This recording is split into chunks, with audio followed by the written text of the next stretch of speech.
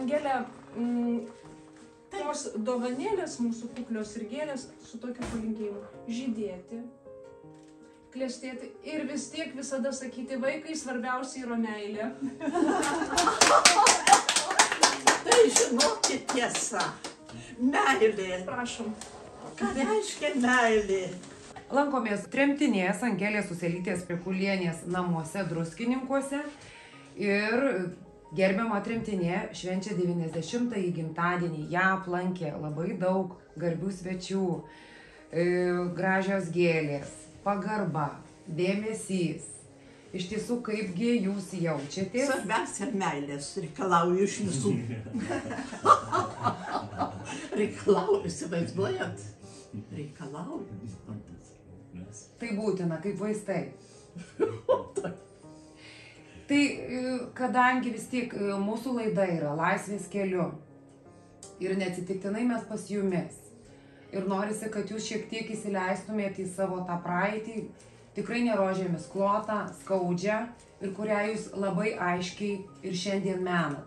Tai šiek tiek prisimenant tą skaudžią praeitį, šiek tiek ir papasakokit, ką teko patirti jūsų šeimai. Ar galima žodžiu įsakyti? Negalima.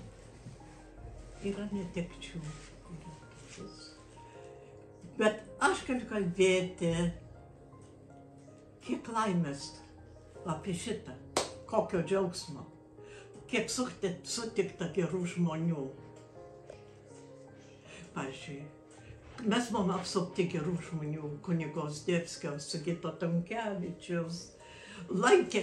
Tai mūsų šitas Sopulys buvo, dzūkiškai sakius, apvyniota žaizdos, tos visos gerų žmonių. Ir aš užtat ir mus palaikė tik meilė. Palaikė meilė, tas Dievo meilė, mes labai Dievo malonė ir kaip čia, nežinau, kaip sakyti, bet kada aplinkui supa mylimi žmonės ir tas skausmas ir viskas yra pervežimas. Ne vienas. Turi Dievą, turi gerus tuos bičiulius, žiūrėkit kiek. Kunigas Zdebskis ir aplinkui Sigitas Tamkevičius, tuo laiku dar jis buvo ne kardinolas, atvažiavo pas mus, susirinko bičiuliai, kronikos.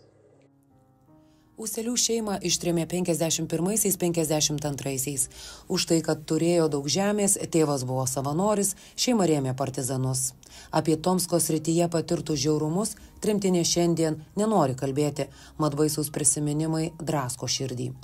Šeima į Lietuvą grįžo 57-aisiais. Anot Angelės silpni kaip viščiukai, bet drąsūs dvasia. Angelei teko mitinguoti 87-aisiais prie Mickevičiaus paminklo Vilniuje, kai buvo pirmą kartą viešai pasmerktas Ribbentropo-Molotovo paktas. 88-aisiais dalyvavo ir vadinamajame bananų baliuje prie katedros.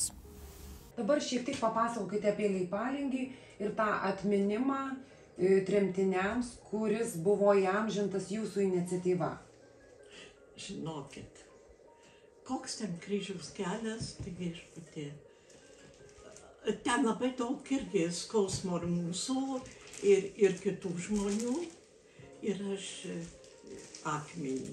Pirmiausia, aš prašausi Butkos, kad leistų lentą. Jis neleido nieko ir jis sakė, kad čia nesutinka darbuotojai, siuvyklos ir neleido ir jokių kalbų.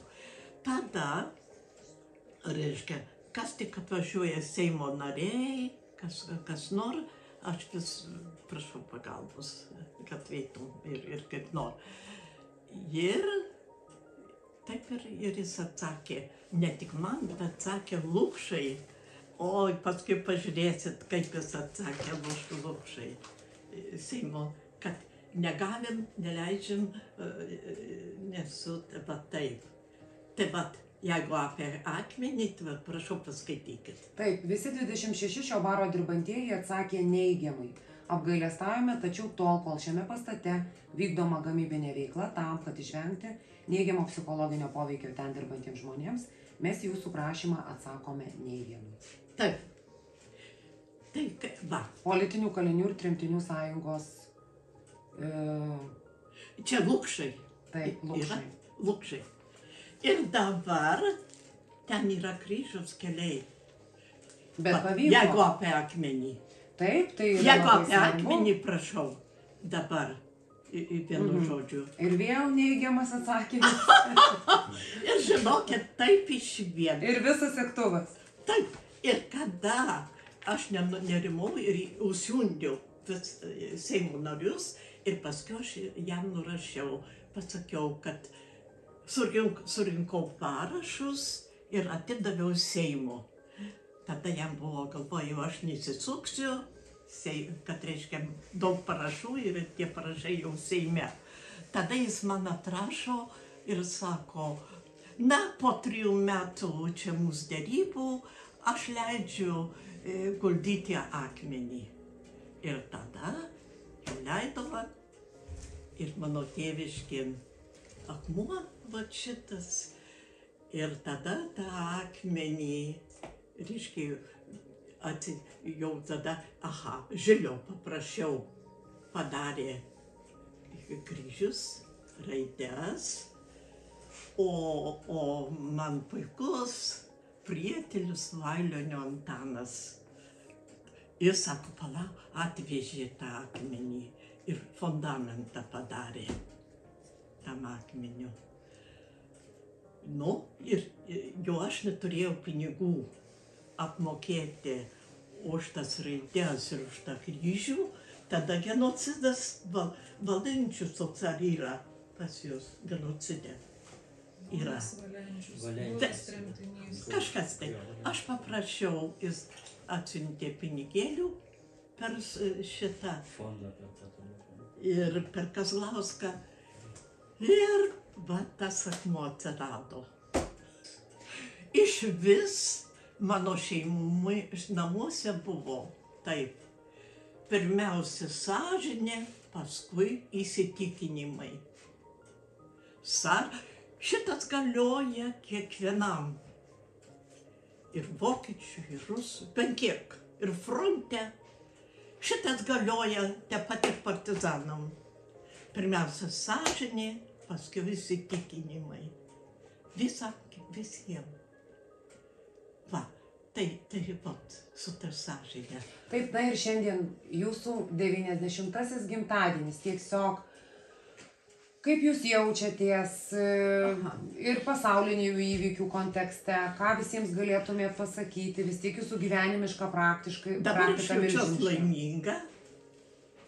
Kadaise mane supo tokie žmonės mėly kaip jūs. Aš sulyginu, jūs dabar kaip ir kadaise pas mus supo tie kronikos žmonės, jau dabar jų neapskaitė labai daug.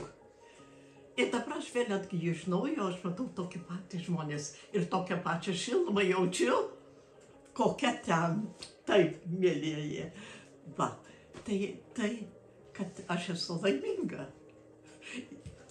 Kas gali būti? Puiku, gerai, tai ačiū Jums labai, ilgiausių metų. Ačiū.